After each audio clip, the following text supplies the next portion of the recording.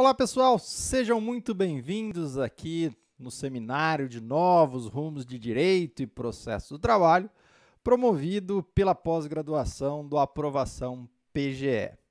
Para quem não me conhece, meu nome é Elisson Miessa, sou procurador do trabalho, professor de Direito Processual do Trabalho, mestrando pela USP aqui em Ribeirão Preto.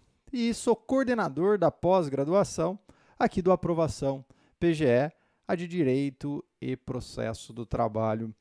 E aqui nosso objetivo é falar a respeito de temas novos, de temas que podem gerar novas oportunidades para você no ano de 2021. E dentro desta temática, o que eu escolhi para falar para vocês foi sobre as audiências telepresenciais.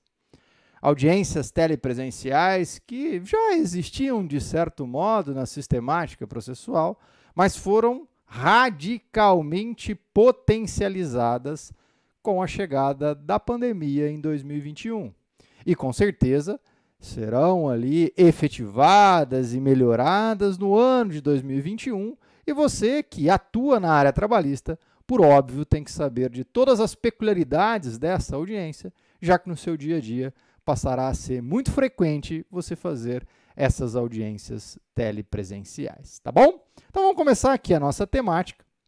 Nesse início, é importante nós destacarmos, como eu disse a vocês, que o Código de Processo Civil de 2015, numa análise ali sobre o aspecto da tecnologia dentro do Código de Processo Civil, ele traz alguns dispositivos que falam, de fato, dessas audiências em videoconferência.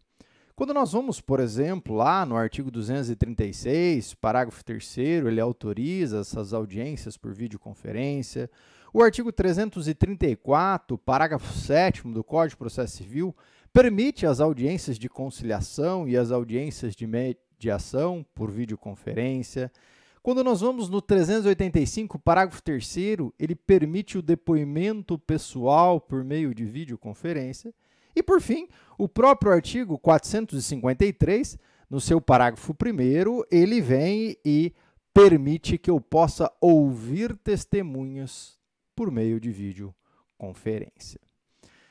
Nesses dispositivos, o que a gente visualiza e a ideia que se teve quando se colocou esses dispositivos no Código de Processo Civil foi permitir que o Estado pudesse ouvir, seja a própria parte, seja testemunhas, fora do prédio do judiciário onde está se colhendo aquele depoimento, mas que a parte a ser ouvida estava sobre a labuta do judiciário em algum local. Como assim, professor? Essa sistemática, ela já de longa data existe lá no processo penal, viabilizando que eu possa ouvir o réu preso lá dentro do sistema prisional, sendo ouvido, portanto, junto com um agente estatal. E esse dispositivo, ele vem e viabiliza que eu possa ouvir, por exemplo, uma testemunha. Eu estou em Ribeirão Preto, a testemunha está lá em Salvador. Eu posso ouvir a testemunha lá em Salvador, onde? No próprio judiciário lá em Salvador. É por isso que o próprio ordenamento impõe que se tenha ali os equipamentos técnicos necessários, viabilizando então que eu possa ouvir uma testemunha aqui em Ribeirão Preto, e ela vai lá no Fórum Trabalhista de Salvador e eu vou ouvi-la lá. Só que, como nós sabemos, em 2020, com a pandemia, a gente passou a permitir que eu pudesse ouvir testemunhas, não lá no judiciário, até porque nós tínhamos o isolamento social, até porque eu impedia que a pessoa fosse até o judiciário, estava fechado o judiciário. Passei, então, a permitir que ela fosse ouvida na sua própria residência, no escritório do advogado e assim sucessivamente. Viabilizando, então, que a gente interpretasse esse dispositivo de forma muito mais ampla do que ele foi criado. Porque, como eu disse, a ideia desse dispositivo é ouvir de fato pessoas, partes, testemunhas fora do judiciário, mas sempre sobre a labuta do próprio poder estatal em outro local. Com a pandemia, a gente permitiu a oitiva dessas testemunhas, dessas partes, fora de um órgão estatal, dentro do próprio escritório do advogado, na residência do trabalhador, dentre outros aspectos. E aí a própria Lei do Juizado Especial foi alterada pela Lei 13.994 de 2020, viabilizando essa nova sistemática, quando se tratar ali de audiência de conciliação, permitindo as audiências telepresenciais de conciliação no juizado especial, fora do próprio judiciário. E essa ideia, ela passa agora a ser potencializada, especialmente quando a gente fala do juízo 100% digital, criado pela Resolução 345 do Conselho Nacional de Justiça. O que é esse juízo 100% digital? É uma ideia de que, a partir do momento em que as partes concordam com um processo estritamente digital, todos os atos serão praticados digitalmente. O processo eletrônico a gente já tem. Os atos que eram físicos se tornaram eletrônicos. E agora, no processo 100% digital, as partes concordando, todas as audiências vão ser virtuais, todas as intimações vão ser eletrônicas e assim sucessivamente, viabilizando então um processo 100% digital. Professor, tudo bem que isso vai então ser potencializado aí com bastante frequência a partir de agora. Mas e como é que ficam as audiências, que é a temática nossa aqui deste seminário? Nas audiências, é interessante nós observarmos que o CNJ expediu recentemente uma resolução, que é a 354, reconhecendo isso que eu acabei de dizer para vocês. O que, professor? Que o CPC autorizava, de fato, aquelas audiências dentro de um outro órgão estatal. E aí veio, então, o CNJ e disse o seguinte, olha, nós temos duas modalidades de audiência quando eu falo de aspecto tecnológico. Eu tenho as audiências em videoconferência, que é esta que está lá no Código de Processo Civil, e eu tenho hoje em dia as audiências telepresenciais, que são aquelas que serão realizadas fora de um órgão estatal.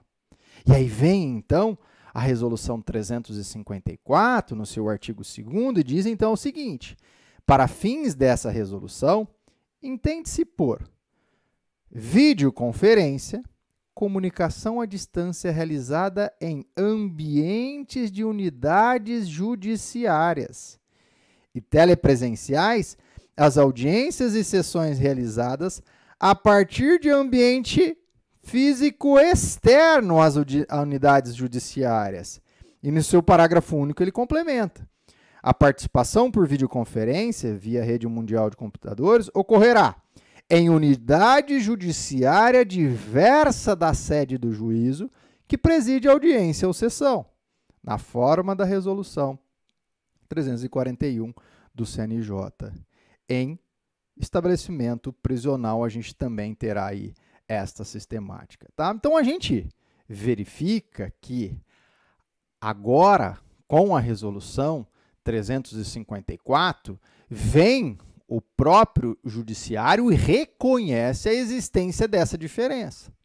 Ah, professor, mas e qual a relevância aí dessa diferença?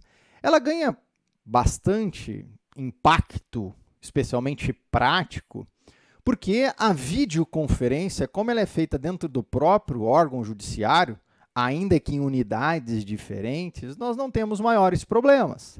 Porque eu tenho um órgão estatal lá na ponta que está ali fiscalizando a realização daquele ato processual. Então, a audiência em videoconferência, que era aquela que a gente já tinha no Código de Processo Civil, essa continua ali sem maiores problemas. O problema maior é quando nós temos as audiências telepresenciais, que são aquelas feitas fora do órgão estatal. E aí vem a resolução 354, que é a mais nova a respeito desta temática, e diz o seguinte quanto às audiências telepresenciais, vem comigo na tela novamente. As audiências telepresenciais serão determinadas pelo juízo a requerimento das partes e conveniente e viável ou de ofício nos casos de urgência, situação ou designação de magistrado com sede funcional diversa, multirão ou projeto específico, conciliação ou mediação. E 5, indisponibilidade temporária do foro, calamidade pública e força maior. A gente verifica aqui, portanto, que quando a gente fala no caso de pandemia, ele encaixou aqui, especialmente nessa hipótese. Ele vem e fala expressamente, então, que eu autorizo a audiência telepresencial quando eu tiver ali a calamidade pública ou a força maior. Em ambos os casos aqui, a gente consegue incluir a pandemia, viabilizando, portanto, que, por meio de uma resolução do Conselho Nacional de Justiça, a gente passa a permitir as audiências telepresenciais. Repito, o Código de Processo Civil, os dispositivos que autorizam ele, permitem, de fato, atos tecnológicos, mas em nenhum dispositivo havia viabilidade de se ter uma audiência fora do judiciário. E agora, por meio de uma resolução do Conselho Nacional, a gente passa a permitir essas audiências serem realizadas fora de um órgão estatal.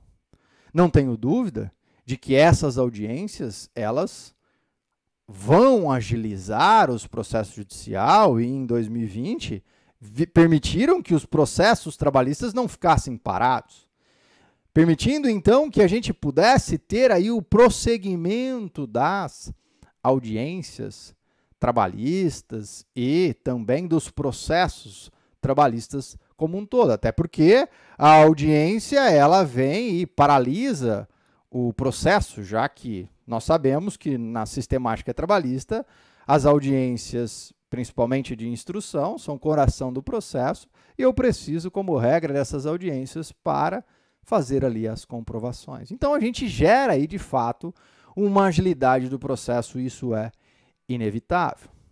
Mas nós não podemos nos esquecer que não basta simplesmente a gente vir e falar que vai abrir as portas do judiciário, permitindo que o processo prossiga, a efetividade do processo, sem que a gente crie garantias mínimas de participação efetiva das partes no processo. O que eu quero dizer?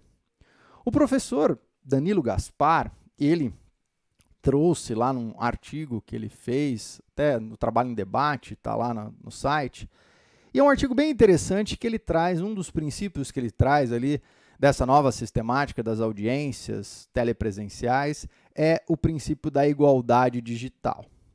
E este princípio da igualdade digital, ele mesmo reconhece que nada mais é do que uma repercussão do próprio princípio da igualdade, mas ele descreve que este princípio aí, o objetivo dele é gerar uma infraestrutura telemática mínima e adequada para a prática do ato processual. O que significa isso?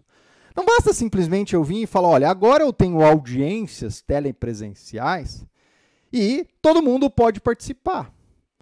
Só que eu sei que, de repente, um empregador ou um trabalhador não tem condições técnicas de participar da audiência. Então, o trabalhador vai, por exemplo, no escritório do advogado. O empregador está lá na zona rural, não tem acesso à internet, ou a internet dele é muito fraca. Isso eu estou falando agora do empregador, mas por óbvio que, como regra, nós teremos problemas maiores, telemáticos, relacionados ao trabalhador, que, dentro lá da sua incapacidade financeira, não vai ter possibilidade de participar de uma audiência por meio do seu celular. Ah, mas ele tem lá o pacote de dados, dá pacote de dados e em 2, 3 minutos cai.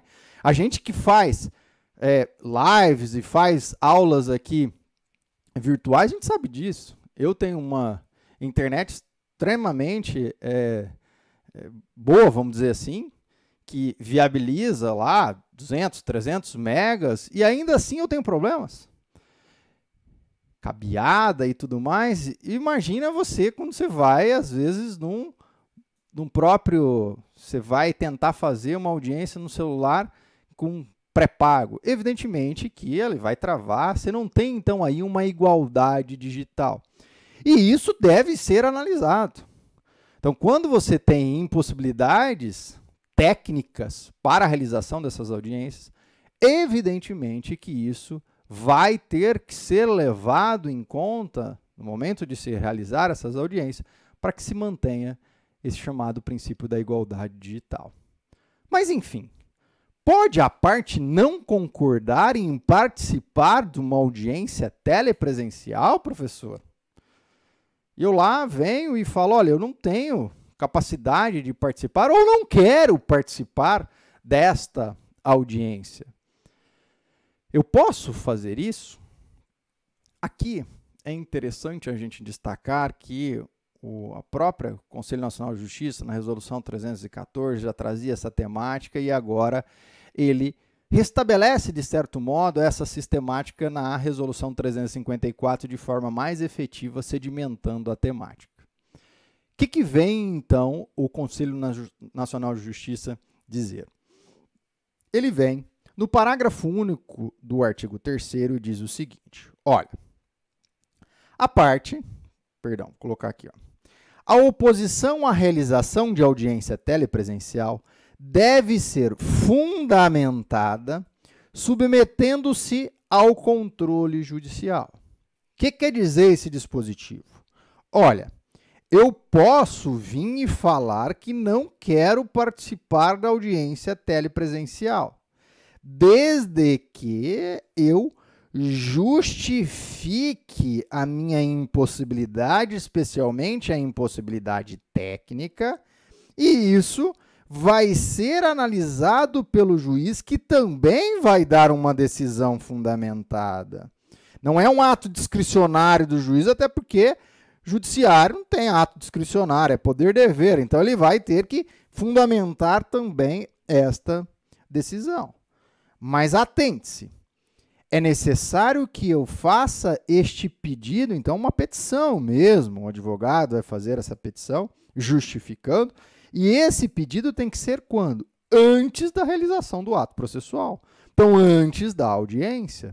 Se eu não tenho capacidade técnica, se o meu cliente está lá na zona rural, se o meu cliente não tem uma internet adequada e não tem como ir no escritório, aí, neste caso, eu vou fundamentar isso antes da audiência. Só que atente-se, isso também não é um direito puramente subjetivo da parte. Ele tem que fundamentar e o juiz analisar isso e deferir ou não. Então, portanto, não é simplesmente uma suspensão automática ali. Ah, eu não quero realizar a audiência, se uma das partes não quiser, ela vai poder ali inviabilizar a realização da audiência. Hoje, com essa resolução, não dá para interpretar dessa forma. Eu mesmo entendo que as audiências de instrução, por exemplo, deveriam ser feitas por vontade de ambas as partes, principalmente os problemas que a gente vai trazer aqui nesta palestra. No entanto, por meio dessa resolução, não há essa necessidade de ambas as partes concordarem com a audiência. O juiz pode, mesmo que uma das partes não queira, se a fundamentação dela não é adequada, o juiz pode indeferir e manter a audiência na pauta tranquilamente, tá? Mas existe um outro aspecto interessante que vale a pena a gente destacar lá na Resolução 314. Na Resolução 314, ele vem e permite que... Vou ler o dispositivo para facilitar. Olha o que fala o artigo 3º, parágrafo 3º, que os prazos processuais para apresentação de contestação, impugnação ao cumprimento da sentença, embargos à execução, defesas preliminares de natureza civil, trabalhista e criminal, inclusive quando praticados em audiência, e outros que exijam coleta prévia de elementos de prova por parte do advogado. Defensores e procuradores, juntamente às partes e assistidos, somente serão suspensos se, durante a fluência, a parte informar ao juízo competente a impossibilidade da prática do ato. O prazo será considerado suspenso na data do protocolo da petição com essa informação. Por que eu estou trazendo esse dispositivo? Esse dispositivo ele tem um aspecto específico que é o quê? Uma impossibilidade técnica ou uma impossibilidade para a prática do ato processual, mas quais atos processuais? Apresentação da contestação, impugnação, embargos e defesas preliminares, que no nosso caso vai ser ali a própria contestação, tá? Então, quando você vai apresentar, por exemplo, uma contestação e, diante do isolamento ou da impossibilidade técnica, você não consegue ter acesso a determinados documentos. E você vai e pede para o juiz, antes de vencer o seu prazo, que seja redesignada a audiência, porque você não conseguiu colher e tal e tudo mais. Neste caso, o Conselho Nacional tem entendido que há uma suspensão automática neste caso, autorizando aí, nesta hipótese específica de contestação, impugnação, embargos ou outras defesas, que eu possa ter ali um ato, ou na verdade eu tenho um ato que é um direito subjetivo da parte. Então ele não precisa de uma decisão judicial autorizando ali. Ele simplesmente vai praticar o ato, e aquele ato, desde que antes do prazo, o juiz obrigatoriamente vai ter que deferir ali aquela suspensão, redesignação da audiência e tudo mais, tá? Então, atente-se que há uma diferença de eu simplesmente vir falar que não quero participar da audiência ou que eu não quero participar por uma impossibilidade técnica de entrar na audiência, e aí o juiz vai verificar se existe ou não essa impossibilidade, da hipótese em que eu tenho impossibilidade de fazer a própria defesa. Se eu vier e falar que não tenho condição de fazer a própria defesa, o Conselho Nacional entende que aí é um direito subjetivo, o juiz obrigatoriamente tem que deferir a redesignação da audiência. Tá bom? Definimos então que eu posso fazer audiência, especialmente ali quando eu não estou falando de contestação e embargos e tudo mais, então o juiz vem e analisa se vai ou não prosseguir ali com aquela audiência e marca a audiência propriamente dita. Quando eu falo em audiências telepresenciais, aquelas fora do judiciário, nós temos alguns problemas que já se percebe com as audiências, que já foram implementadas em 2020 e vão continuar, então a gente tem que trabalhar alguns aspectos relevantes. Primeiro é o princípio da publicidade. De fato, quando nós falamos em audiências judiciais e um processo judicial, o processo judicial é público e, portanto, as audiências telepresenciais serão públicas. Só que nós temos que tomar cuidado, especialmente pela inviolabilidade do domicílio. Como assim, professor? Quando eu estou fazendo uma audiência telepresencial, marco lá a audiência, o magistrado marca a audiência, ou nós aqui mesmo no Ministério Público, a gente vem e marca a audiência. Eu vou ouvir a testemunha ou a parte lá na casa dela. E aí, eu vou dar publicidade da própria casa do sujeito? Não existe inviolabilidade do domicílio? Aí, neste caso, nós temos restrições. É possível, então, fazer restrições. E, recentemente, teve um juiz que aconteceu com ele e com outros juízes também, isso pode acontecer, que foi o quê? Quando você vai fazer audiência telepresencial, alguns juízes falam, eu quero ver o ambiente que você está. Então, para saber se tem alguém na sua frente, para identificar ali mais ou menos, imaginar o que está acontecendo naquele ambiente. Gira o celular aí. Aí a pessoa falou, não vou girar, doutor. Não vou girar, estou dentro da minha casa. Eu não tenho a obrigação de te mostrar toda a minha casa aqui, o ambiente que eu estou. E aí? O juiz, neste caso, pode obrigar ele a mostrar todo o ambiente que ele está dentro da casa dele? Me parece que não. Aqui a gente tem uma inviolabilidade do domicílio. Então, o princípio da publicidade, ele sofre algumas restrições, especialmente quando a gente está ouvindo a testemunha dentro da casa dela ou a parte dentro da casa dela.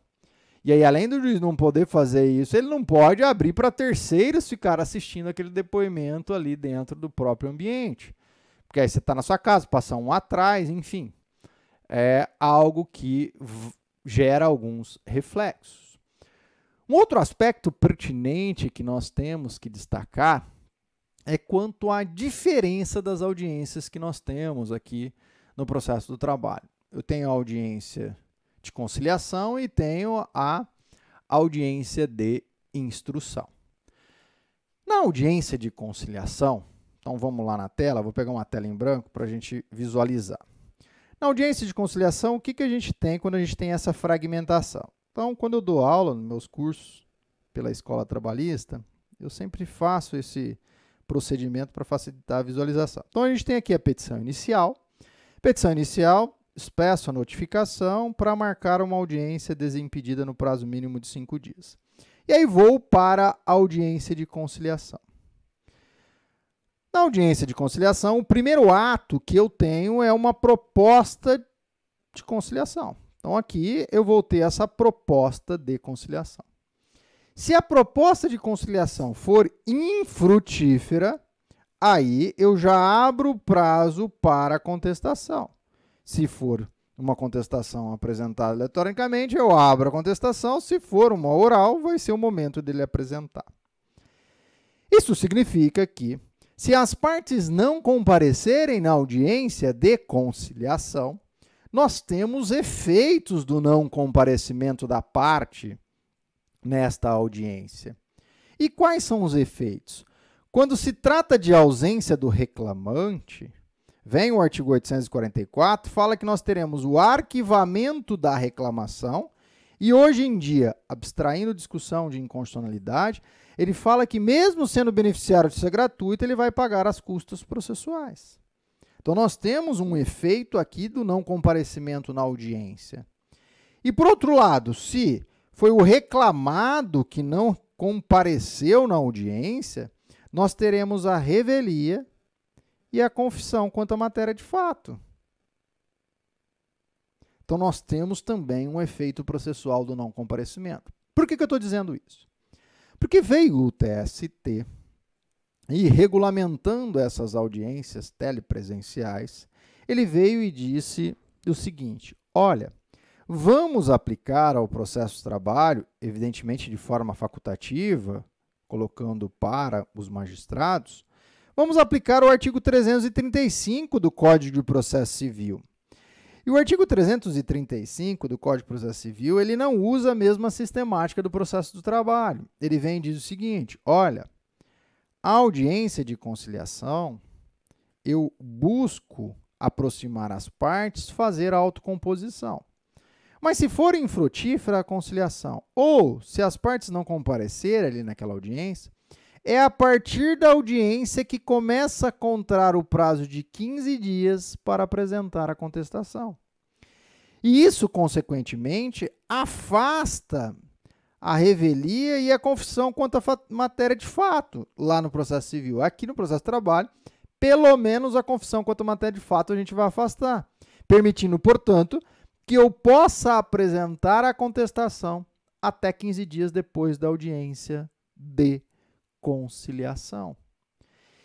E, evidentemente, que o TST afasta aqui essa hipótese, permitindo apresentar a contestação posteriormente, e se ele permite isso, por óbvio, nós também, pelo princípio da igualdade, temos que afastar os efeitos para o reclamante. O que significa, portanto, que eu vou fazer a audiência de conciliação por meio telepresencial, só que, se as partes não comparecerem, nós não teremos efeitos negativos do não comparecimento. O reclamante vai poder comparecer na outra audiência e o reclamado vai poder apresentar a contestação no prazo de 15 dias a partir da realização desta audiência, tá? Isso vem lá no ato conjunto número 11 de 2020 da Corredoria Geral da Justiça do Trabalho, no artigo 6º especialmente. Só que, como eu disse, este ato ele é um ato meramente de recomendação, não impõe ao magistrado que se faça dessa forma. A meu juízo, era melhor que se usasse dessa forma, mas a gente tem visto que, na prática, os juízes não têm observado isso. Poucos juízes se valem deste artigo 335, eles continuam aplicando a CLT, de modo, então, que se o reclamante não comparecer, arquivamento, se o reclamado não comparecer, revelia e confissão quanto à matéria de fato. Nós temos também, no processo do trabalho, a audiência de instrução. E aí, a audiência de instrução, esta sim gera muitos problemas quando a gente fala de audiência telepresencial. Nós já falamos, inclusive, da publicidade que é provocada quando eu tenho uma audiência de instrução. Mas na audiência de conciliação, nós vimos que é melhor que se aplique o CPC, mas não há maiores problemas quando a gente coloca a audiência de conciliação. É bom até, e até acho, que as audiências de conciliação vão começar a ser de forma telepresencial. Mas as audiências de instrução, estas são o gargalo aí da audiência telepresencial, porque elas viabilizam muitas fraudes. Ouvir uma testemunha, ouvir uma parte, sem o Estado estar junto com ela, viabiliza que a gente tenha diversas fraudes processuais.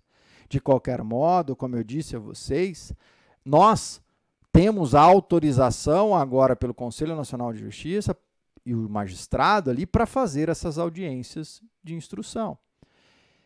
Claro, sem que imponha obrigação para as próprias partes e os procuradores de levar essas testemunhas. Senão pode vir o juiz e falar, ó, se vira. Ah, tenho impossibilidade técnica, não tenho lá um computador para ouvir. Não, se vira, você que precisa aí fazer essa audiência, é responsabilidade sua. Não, o próprio CNJ, já na resolução 314, falava que eu não poderia colocar essa responsabilidade para as próprias partes, tá? E agora, com essas audiências de instrução, a gente vai acabar com as cartas precatórias. Agora vai ou por videoconferência ou até mesmo por audiências telepresenciais, a gente vai, de certo modo, diminuir consideravelmente ou até acabar com as cartas precatórias. Mas, professores, quais são os principais problemas que a gente vai ter? O primeiro é incomunicabilidade entre as partes e as testemunhas. Isso a gente tem que preservar, porque senão a prova, na fase de instrução, fica totalmente prejudicada. Então, eu preciso ter um ambiente que eu gere esta incomunicabilidade. E aí o magistrado, seja olhando o ambiente quando for possível. Um ponto muito interessante que tem sido feito é o seguinte: como é que isso tem ocorrido na prática? Alguns juízes, primeiro, para que não tenha interferência do advogado ali com as próprias testemunhas ou as partes, ele pede para o advogado ficar nas costas de quem está prestando o depoimento. Isso me parece bem interessante, porque aí não tem interferência do advogado, até porque a gente sabe que, em alguns casos, o advogado vai até falando para a parte que ela deveria. Tá? Então, ali, primeiro aspecto esse. Segundo aspecto cria-se hoje em dia salas virtuais separadas. Então, inicia a audiência, com todo mundo na sala de audiência, saber quem vai prestar depoimento. Olha, eu quero ter 3 testemunhas. Então, está todo mundo ali, fazendo a audiência. Ó, vamos ouvir as testemunhas? Vamos. O juiz cria uma sala separada, onde ficam as testemunhas que não vão prestar depoimento, e existe uma outra sala que ele vai chamando uma testemunha por vez, onde estão ali as partes e os advogados. E aí o que acontece? O juiz ouve essa testemunha aqui com as partes, advogados e tudo mais, e a outra testemunha, ele está vendo o que ela está fazendo. Ela está na outra sala virtual, está parada lá. Primeiro que ela não ouve dessa sala, que ela está fora dessa sala onde está ouvindo a testemunha. Então, aí gera a incomunicabilidade. E segundo, que o juiz está vendo o que ele está fazendo lá, se ele está falando no celular, se alguém está transferindo para ele o que está acontecendo. Então, é um mecanismo que eles estão utilizando para gerar essa incomunicabilidade, tá? Um outro problema que a gente pode ter ali nessas audiências são as falhas da internet. E as falhas da internet, infelizmente, a parte vai ter que comprovar essas falhas na internet, o que é muito difícil. Me parece que hoje em dia, com a capacidade tecnológica que a gente tem dentro do Brasil, a gente deveria ter uma presunção da impossibilidade técnica. Porque, como eu disse a vocês, até quando você tem uma internet boa, você tem ali falhas da internet, quiçá quando você tem uma internet ruim. Então, me parece que é possível a gente gerar uma presunção, ainda que relativa, dessa incapacidade técnica, transferindo aí o ônus para outra parte e assim sucessivamente, se for o caso. Tá? Então, a gente parte do pressuposto de que houve ali um problema tecnológico e, se teve um problema tecnológico, restaura aquela audiência. Tá? Só que, evidentemente, que isso a gente viabiliza fraudes. Está no meio do depoimento, você está vendo que o depoimento está todo ruim, vai lá, parte, puf, desliga o computador. Ó, não quero mais prestar. Desliga e você instrui a testemunha ali para ela voltar depois. E aí, como é que você prova isso? É difícil fazer essa prova, então as nulidades processuais dentro de um processo totalmente virtual, elas ficam, de certo modo, até inviabilizadas de ser comprovadas. É por isso que o CNJ exige que as audiências sejam totalmente gravadas e fiquem lá as mídias, para você tentar trazer isso para o tribunal e demonstrar que houve ali alguma interferência naquela instrução. Tá? Como eu disse a vocês, a meu juízo, essa audiência de instrução, como ela provoca muitos problemas, era importante que as próprias partes dentro de um negócio processual estabelecessem interesse de fazer essa audiência de comum acordo. No entanto, o CNJ assim não estabeleceu, permitindo que o próprio magistrado, isoladamente, possa definir e impor audiência de instrução. Tá? Só para a gente fechar aqui, e voltando na resolução 354, que é a aqui mais nova sobre a temática, ele vem e fala que a audiência telepresencial, então ele coloca aqui, a audiência telepresencial e a participação por videoconferência em audiência ou sessão, observará as seguintes regras. Primeiro, as oitivas telepresenciais ou por videoconferência serão equiparadas às presenciais para todos os fins legais, segurada a publicidade dos atos praticados e a prerrogativa processuais dos advogados, Ministério Público, Defensoria Pública, partes e testemunhas. Aqui, gente, é importante a gente destacar aquele aspecto da publicidade que nós falamos, mas especialmente as prerrogativas, seja do advogado, do Ministério Público. E uma das prerrogativas é você ter a possibilidade de conversar com o seu cliente. E na audiência telepresencial, isso fica inviabilizado. Quando a gente vai fazer uma audiência telepresencial, a gente vê que o advogado está lá na tela. Está o advogado e o cliente aqui. Antes, numa audiência, ele falava com a parte de forma privada. Hoje, se dentro da audiência você não tem isso, mas você tem o direito de pedir para o juiz abrir uma sala privada para que você possa falar com o seu cliente. É plenamente possível isso, tá? As testemunhas serão inquiridas, cada uma de per si, de modo que umas não saibam nem ouçam o depoimento das outras. Como eu disse a vocês, abre-se duas audiências virtuais, salas virtuais, né? E aí, numa ficam as partes de uma única testemunha e na outra ficam as outras testemunhas. Quando ofendido ou a testemunha manifestar desejo de depor sem a presença de uma das partes do processo, na formalização pertinente, a imagem poderá ser desfocada, desviada, inabilitada, tá? Isso daqui especialmente no processo criminal, que aí, neste caso, você vai ouvir o ofendido ou a testemunha. Então, aí você desfoca ela para não ficar aparecendo.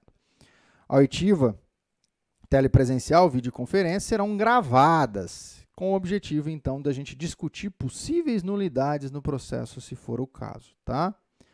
A publicidade será assegurada, ressalvados os casos de segredo de justiça, por transmissão em tempo real, por meio hábil que possibilite o acompanhamento de terceiros estranhos ao feito, ainda que mediante exigência de prévio cadastro. Então, aqui o que ele diz é o seguinte: todo mundo pode participar de uma audiência telepresencial. E você que está iniciando suas atividades, é interessante você participar das audiências até para você aprender. Só que pode acontecer, em alguns casos, e como frequência vai acontecer isso, você tem uma exigência prévia de cadastro. Se você não tem o link lá da audiência, você precisa de uma exigência prévia e aí o magistrado pode pedir isso até para saber quem está participando da audiência. Mas ele não pode obstar que você, ainda que você não seja parte, seja advogado, nada, ele não pode obstar que você participe daquela audiência, salvo se for um segredo de justiça, tá? A participação na audiência telepresencial ou por videoconferência exige que as partes e demais participantes sigam a mesma liturgia dos atos processuais presenciais, inclusive quanto às vestimentas. Então, ali, é óbvio que você precisa observar, você não vai lá de camisa cavada e tudo mais. E aí, da mesma forma que você tinha lá nas audiências presenciais, você tem que se valer na audiência telepresencial. E, para acabar, a critério do juiz e em decisão fundamentada, poderão ser repetidos atos processuais dos quais as partes, testemunhos ou advogados não tenham conseguido participar em virtude de obstáculo técnico, desde que devidamente justificado. Aqui é aquela discussão que a gente estava falando da falha da internet. Esse dispositivo ele deu muito poder para o juiz, então ele coloca a critério do juiz. Então aqui, você lá está na audiência, está o advogado aqui e está ouvindo a testemunha. O advogado cai, teve falha na internet. E aí? O magistrado vai continuar ouvindo? Ele continua ouvindo.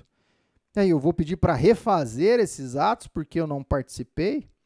Aí entende aqui, pela resolução, que você precisa justificar essa falha técnica. E aí, analisando essa falha técnica, o juiz vai verificar se vai repetir ou não o ato, concedendo aí um poder ao magistrado de indeferir essa repetição, tá bom? Percebam que agora essa resolução ela traz diversos aspectos mais próximos, até porque ela foi feita no final do ano 2020, onde a gente já tinha iniciado essa realização das audiências, então ela é um pouco mais concreta, ela consegue visualizar um pouco mais do que está acontecendo. Mas a gente ainda vai ter diversos problemas nessas audiências aí durante o ano de 2021. Mas, repito, trata-se de uma temática estritamente nova que você que participa de audiências, é bom que você faça audiências telepresenciais, consiga o link lá daquela audiência, das audiências abertas, você pega o link e entra lá diretamente, é extremamente simples. Quem nunca fez uma audiência, vem um link, você clicou no link, ele abre lá. Se for no Google Meet ou até mesmo outro sistema, já vem o link e você entra. Se precisar de um cadastro prévio, você pode fazer um peticionamento lá para pedir para participar dessas audiências. Mas é interessante participar dessas audiências, especialmente para quem está começando, e aí sendo repetitivo, porque é nas audiências que você aprende na prática. Então é bom você ali até... A dinâmica hoje da audiência ela é totalmente diferente da audiência presencial, tá bom?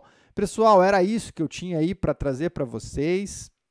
Espero que esse seminário possa viabilizar novas oportunidades, expectativas aí para 2021 e deixo para vocês o convite aqui para participar da nossa pós-graduação profissional de Direito e Processo do Trabalho no Aprovação PGE. As inscrições da terceira turma estarão abertas a partir de agora e aí gostaria de tê-los como nosso aluno. Muito obrigado pela atenção e até a próxima.